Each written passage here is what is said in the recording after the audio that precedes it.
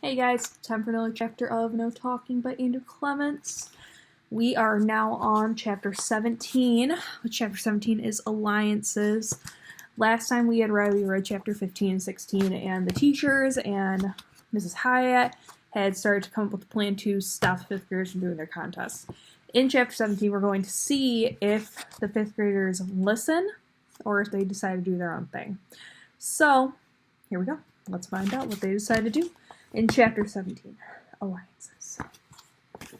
As he walked towards his first period class, Dave felt relieved. He was glad Mrs. Hiatt had put an end to the contest. He was especially glad that he wouldn't have to actually mark a big L on Lindsay's forehead, or the reverse of that. Now he could just think about his schoolwork again, because he was really a pretty good student. That's why he was in the high math group. But as he went into the math room, he didn't talk to his friends, and they didn't talk to him, and none of the girls were talking either. No one was actually sure that the contest was over, and no one was taking chances, including Dave. The bell rang, and as everyone took their seats, it was still completely quiet. Mrs. Escobar got right down to business. All right, students, we're still working on our metric conversions, and let's see. Who's got an answer for the first homework problem?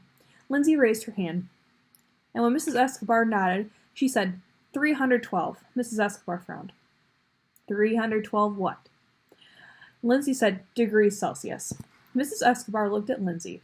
You heard what the principal said a few minutes ago. Lindsay nodded. About how this little game needs to stop. Lindsay nodded again, and then raised her hand. Mrs. Escobar nodded, and Lindsay said, but why? Why? Said the teacher. Because it is not good for anyone. It slows down our classwork, like right now. We should be doing math, but instead we're talking about not talking. Lindsay said, math is numbers. Yes, said Mrs. Escobar, but we need to use words to talk about how we're using numbers. You know that. You all know that. Stop this right now. Lindsay stood up and pointed at the dry erase board. May I? Mrs. Escobar said, go ahead. Lindsay had her homework paper in one hand and a marker in the other. She wrote out the numbers for the first problem and then showed the 3 steps she used to get the correct answer. She turned to Mrs. Escobar, and when her teacher nodded, she said, how's that? Mrs. Escobar was starting to boil over. I am not amused by this, Lindsay. What? I know what you're doing, and I will not stand for it. Now stop it. Lindsay stood at the board. She pointed at the problem. Is it right? Another 3 words. Dave knew that look on the teacher's face. It meant trouble, serious trouble. And not just for Lindsay. He held his breath, waiting for an explosion. But the very next moment, Dave amazed himself. He raised his hand. Mrs. Escobar had grit her teeth, but she managed to say, yes? Dave pointed at the solution on the board and said, mine is different. Without asking permission, Dave was on his feet. He grabbed the marker from Lindsay and scrawled his work onto the board. He had the same answer, but had worked with fractions instead of decimals. Just like you guys work with fractions. Mrs. Escobar said, how many of you did it the way Dave did? About half the hands went up. And the way Lindsay solved it? The other half went up. The teacher nodded. That's good. Does everyone see why it could be done both ways? Everyone nodded. Okay, here's a tougher question. Kelly, which way was easier? Dave's way or Lindsay's way? Kelly said, Lindsay's. Really? Asked the teacher. How come? Fewer steps. And all around the room, Mrs. Escobar saw heads nodding, saw the special light that shows up on a kid's face when understanding happens. She smiled. That's right. Decimals really do make things easier. Tyler raised his hand and said, with a calculator, which got a laugh from the whole class. And as they laughed, Dave and Lindsay looked at each other for about half a second. Not quite friendly, but similar.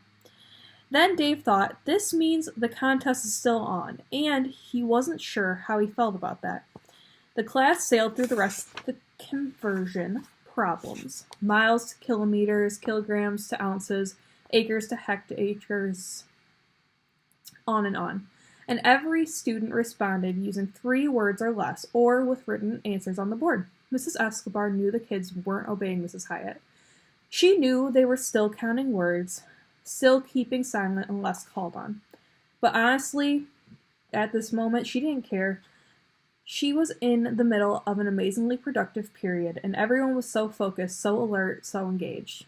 Compared to the classroom experience she'd have with these kids just 24 hours ago, well, it was like night and day, and she liked the day much better.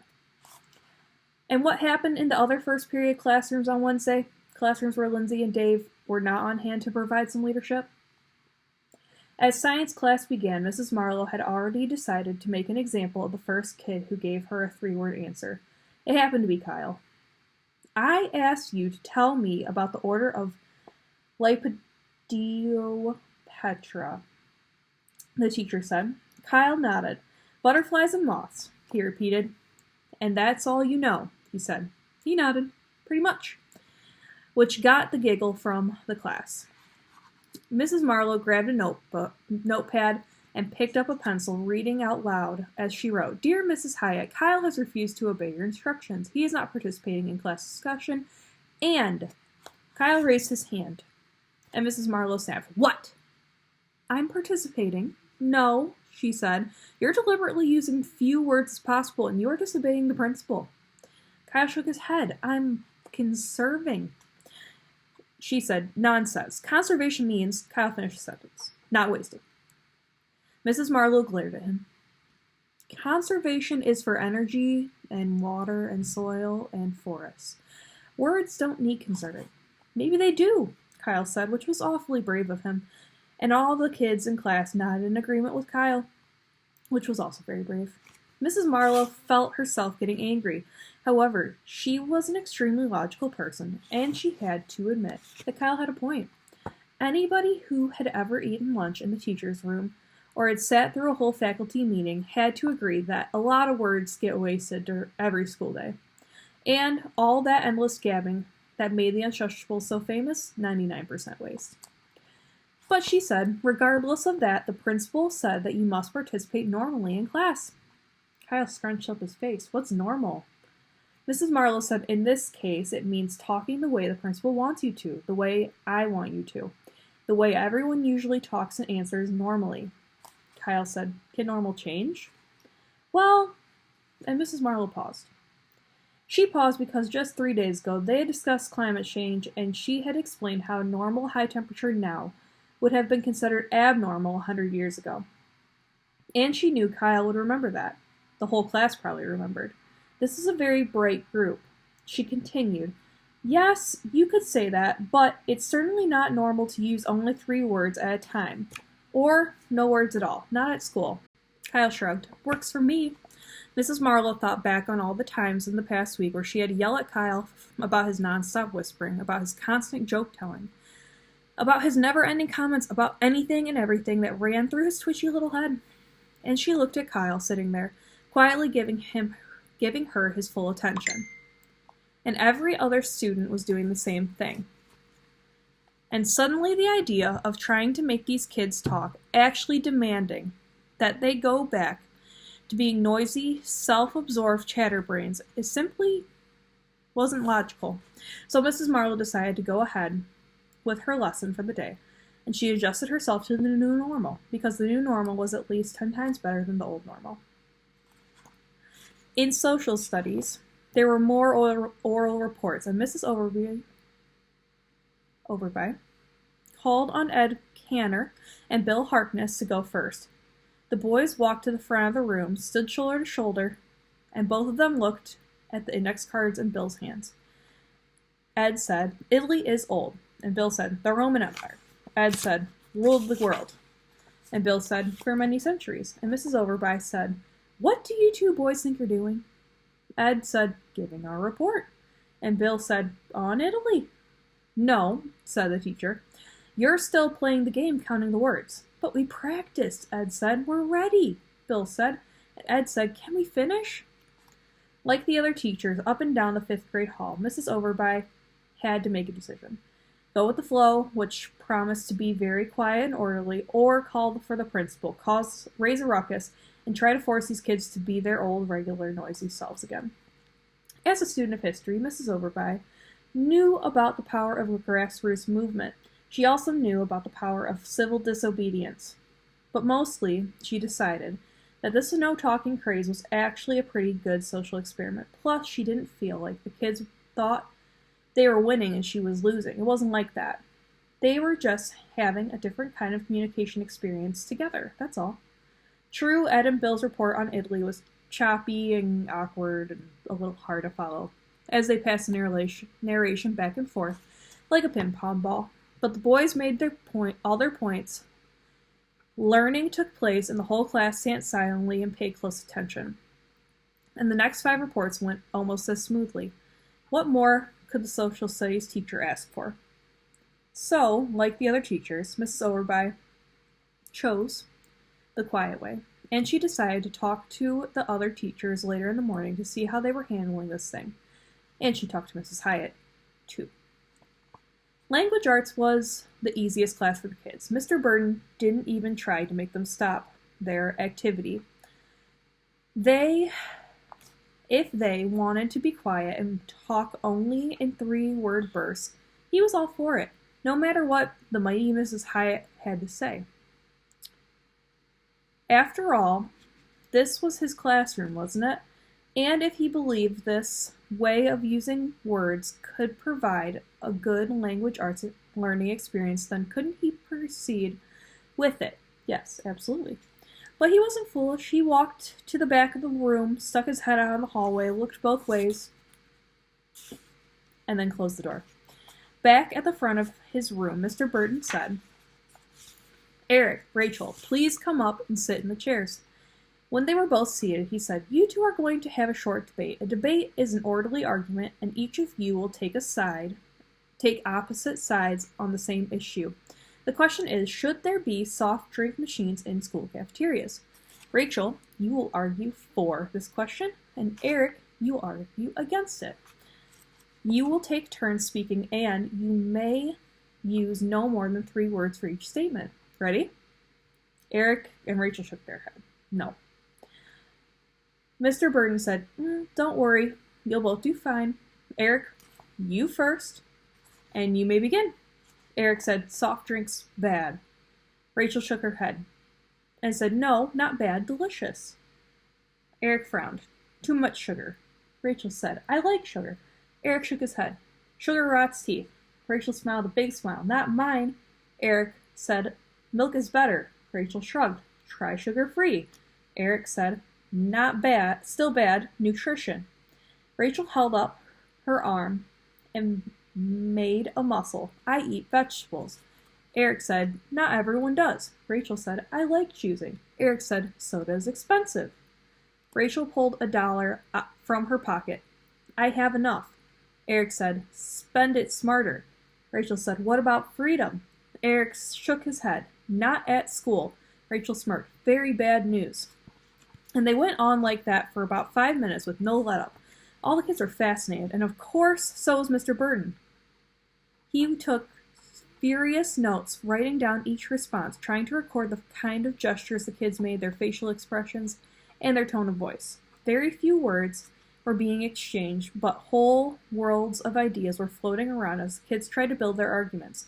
They got emotional, and the 3-word limit was clearly a problem. Still, they packed a lot into those few words. It was like debating with condensed haiku. It was also sort of like listening to cave people talk, or maybe Tarzan. "Hungry, eat now." And Mr. Burton wrote some 3-word chunks of his own, which he intended to use in his human development paper. Every word counts. Choose power words. Hemingway would approve. Focus and narrow. Ideas are collapsible. Remember Miles Davis.